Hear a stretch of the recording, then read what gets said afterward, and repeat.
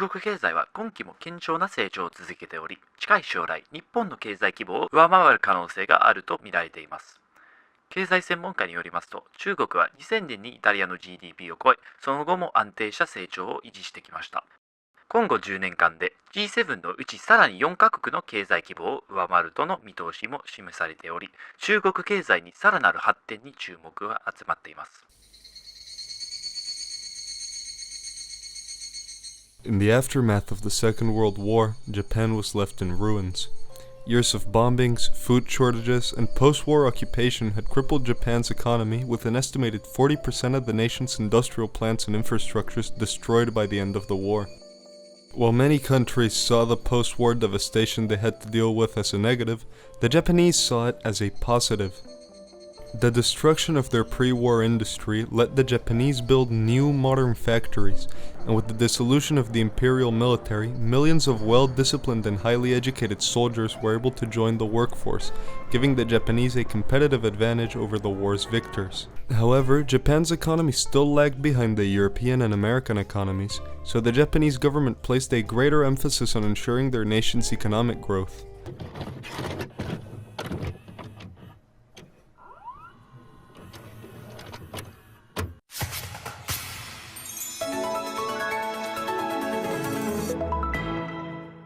東アジア地域における安全保障上の緊張が一層高まる中、とりわけ中国とどまでの軍事的な動きを対する警戒感が強まっていることを受けて、海上自衛隊は迅速な対応体制の強化を目的として沖縄に機動部隊を派遣したことが明らかになりました。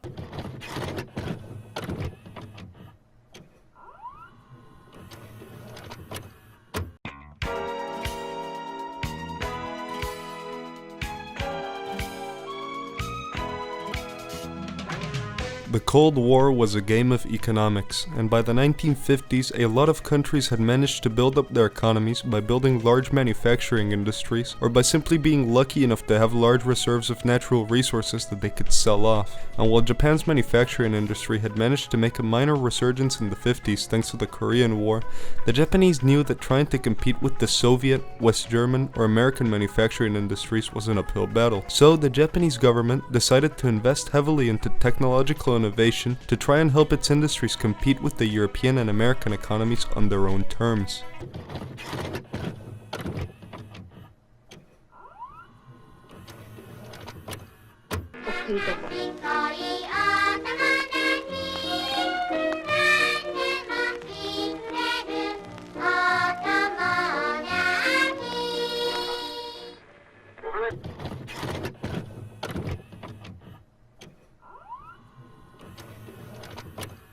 The launch of Shinkansen in 1964 didn't just stun the world, it signaled the start of the Japanese technological revolution, and as one would expect, alongside this technological renaissance came the beginning of the Japanese economic miracle. The Japanese figured that exporting their innovations would be far more lucrative than simply gatekeeping them. And they were right. By 1968, Japan had become the world's second largest economy, and by the early 70s, the word technology had become synonymous with Japan. Televisions, cameras, digital audio, computers, cars, all made in Japan and all sold internationally. But that was only the beginning. By the 80s, Japan's presence in the average consumer's life greatly increased as Japan started exporting entertainment in the form of video games, cartoons, music. In just 20 short years, Japan had managed to become an economic, technological, and cultural giant, one that could rival the United States, and it truly did seem as if the Japanese would usurp the US as the world's leading superpower by the mid-90s. But unfortunately, this Japanese global dominance was never meant to be.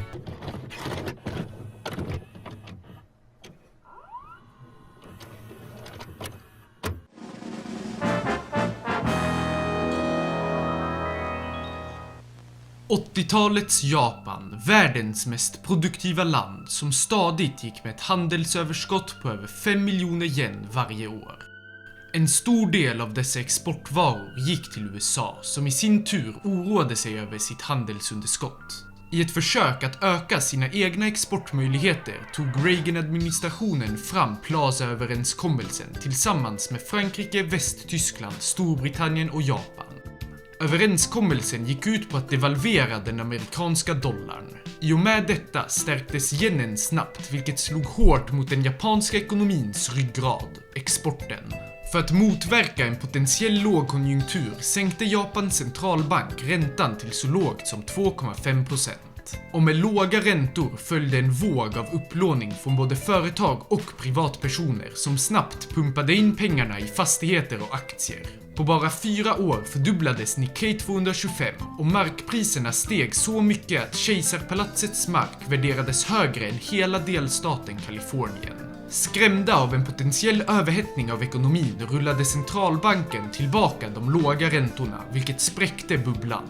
Markpriserna rasade, börsen föll med över 60% och företag satt fast med enorma skulder. Det som följde blev ett förlorat decennium.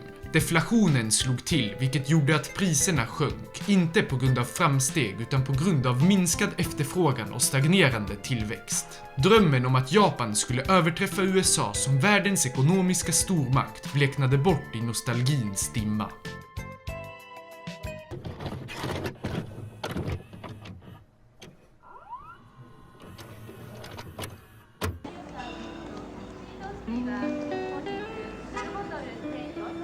By 2000, Japan was in a unique position. While on paper the country was as productive as ever, boasting the world's third largest economy, in reality Japan was a husk of its former self. At a glance, Japan still seemed like the country of the future with its bright neon cities and its breathtaking technologies. But underneath its facade of progress and prosperity, the effects of the deflation were slowly rotting the nation from within. The bad business environment within the nation had led many Japanese corporations to invest abroad or into government bonds to sustain the nation's astronomically high debt. Meanwhile, thanks to the deflation perpetually raising the value of the yen, the Japanese people had no real incentive to consume or to invest in the economy. Combined, these factors ensured that while Japan was able to sustain a debt that would have left any other country bankrupt, at the same time they made it so Japan's economy was unable to grow, effectively trapping the country in a state of economic stagnation that seemingly had no solution. Except the Japanese government did have a solution. They just didn't want to implement it. すいません、品切れです。そうですか。素敵な息です。お客様困ります。人のことアニメにしていいとでも？すいません。いいじゃないあんた。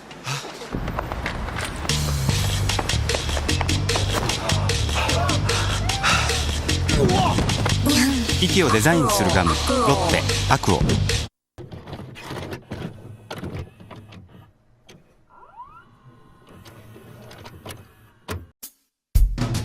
Since the mid-90s, the Bank of Japan had been proposing the implementation of anti-deflation measures to create inflation within Japan, which would then lower the value of the yen, breaking the cycle of deflation. But, fearing potential unrest, the Japanese government had blocked these proposals. However, due to China's growing economic influence in Asia, and fearing a potential depression due to the fact that no one was investing in their economy, the Japanese government approved the Bright Future Plan, which sought to end the deflation by devaluing personal savings, raising interest rates, promoting investments into local businesses, and by using any and all government revenue to pay off Japan's extraordinary debt.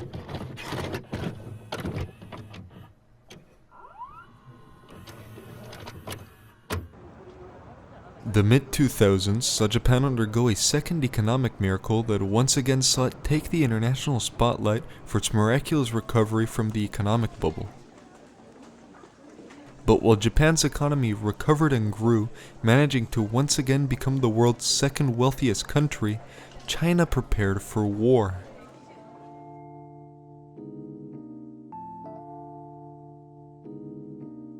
Since the late 70s, the PRC had been trying to usurp Japan as the world's second largest economic power, and in the late 90s they'd done just that. With the collapse of the Japanese bubble economy, China was able to take Japan's place as the world's second largest economy thanks to its newfound status as the world's factory. And the Chinese knew that as long as Japan was stagnant, then they would be able to grow indefinitely with no competition. So it came as no surprise that Japan's sudden economic recovery posed a very big threat to China. So, knowing they couldn't outcompete Japan, the Chinese decided that if they couldn't win economically, then they would instead win militarily by declaring war on Japan to cripple the country with a war they knew the Japanese could not afford. But the Japanese weren't dumb. They knew that China's military buildup was meant as a threat, so they responded in kind.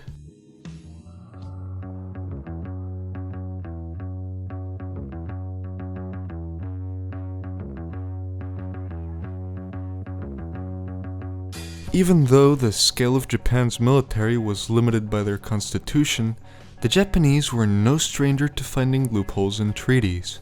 So by early 2006, barely a year after the start of Japan's miraculous economic growth, the East Asian arms race had begun. While Japan was able to produce advanced weapons faster than any European country, they knew they could never outproduce the Chinese. After all, China was the world's factory. So the Japanese decided that in order to win against them, they'd have to make allies.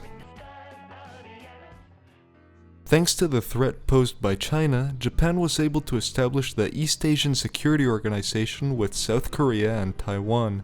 And to put further pressure on China, they also signed defense treaties with the Philippines and Vietnam, effectively isolating the Chinese.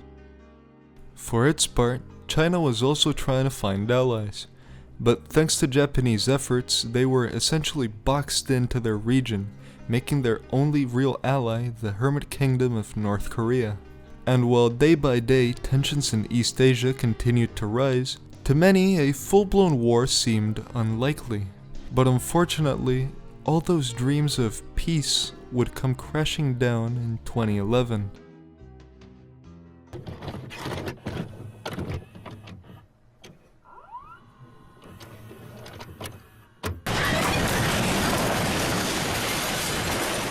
In 2011, Japan's Tohoku region was rocked by one of the most powerful earthquakes ever recorded.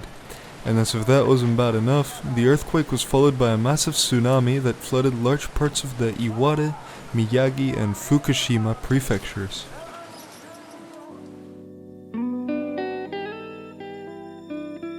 In the immediate aftermath of the earthquake, the Japanese government mobilized the self-defense forces to help first responders tend to the 340,000 civilians that had been affected by the disaster.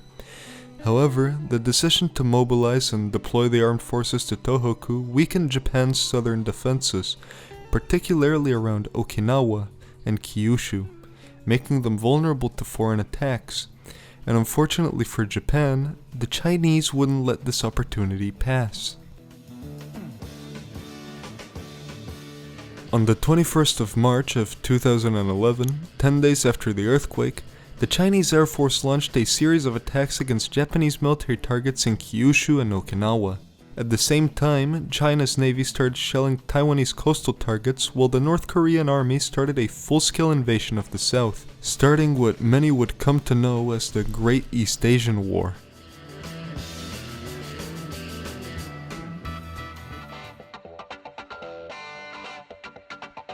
Even though the Chinese succeeded in catching the Japanese off guard, their attack didn't really deliver the crippling blow they hoped it would.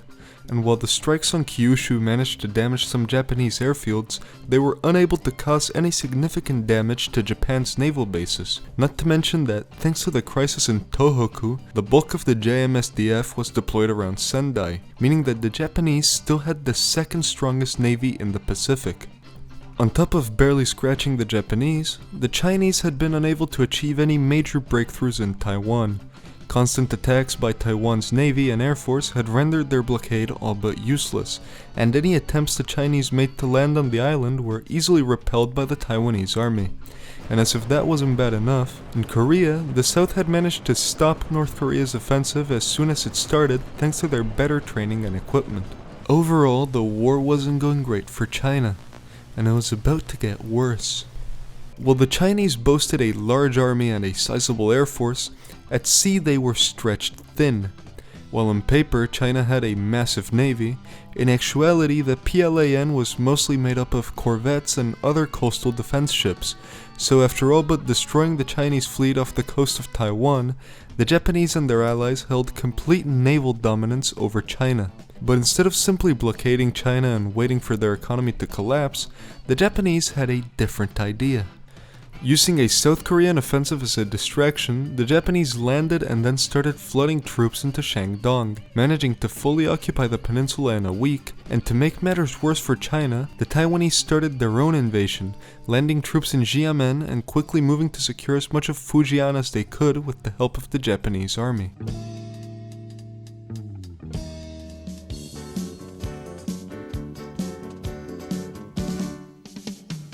The writing was on the wall for the Chinese. Their air force was outmatched, their navy was crippled, and their army had failed them in Korea and in their homeland. And beyond the military failures, unrest was growing. The ever-worsening economic situation brought about by the war, as well as the constant air raids by Japan and its allies, compelled the Chinese people to stage demonstrations against the war. And when these demonstrations were repressed, the people responded with protests, increasingly escalating in violence. China was crumbling, but the CCP was ready to keep fighting until the bitter end. Or at least it was, until the Russians arrived. The UN knew that the PRC would rather bleed itself dry than to ever surrender to Japan, and they knew that China would veto any resolution that sought to end the war. But luckily for them, the Russians had a plan. They would invade and occupy Manchuria until the CCP agreed to a ceasefire. Now, this plan had a lot of problems, chief among them being the fact that no one could really force the Russians to leave after a ceasefire was reached. But seeing as no one had a better plan, the UN greenlit Russia's proposal. Russia's invasion was the final nail in China's coffin. A week after the Russian Fifth Army stormed the border, the CCP formally surrendered to Russian forces, finally bringing an end to the Great East Asian War. Their defeat made the Chinese lose a lot of land, with large parts of their southern coast being given to Taiwan, while Japan was given ownership of Shanghai, Hong Kong, and Macau. Meanwhile in Korea, thanks to Russia and Japan, the ROK was able to completely overrun and annex the north. But thanks to the massive wealth and societal differences between the north and south, Korea agreed to the establishment of a special Russo-Japanese Transitional Council to finally unite the peninsula.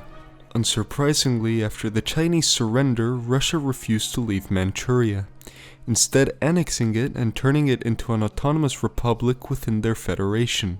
And while the UN didn't really like Russia's aggressive expansion, it also didn't stop it.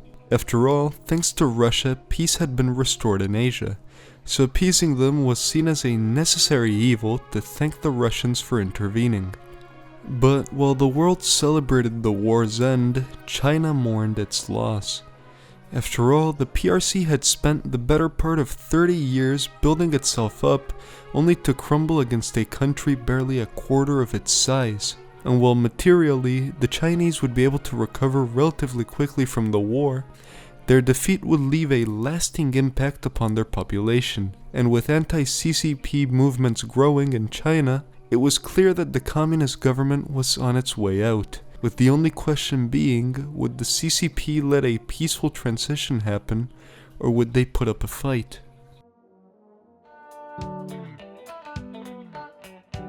The story of Japan is largely a story of perseverance.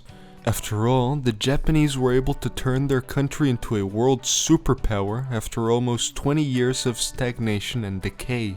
And while Japan's resurgence has been praised by many, some wonder if Japan will readopt its old militaristic ways to maintain the uneasy peace in Asia. But as with most things, only time will tell.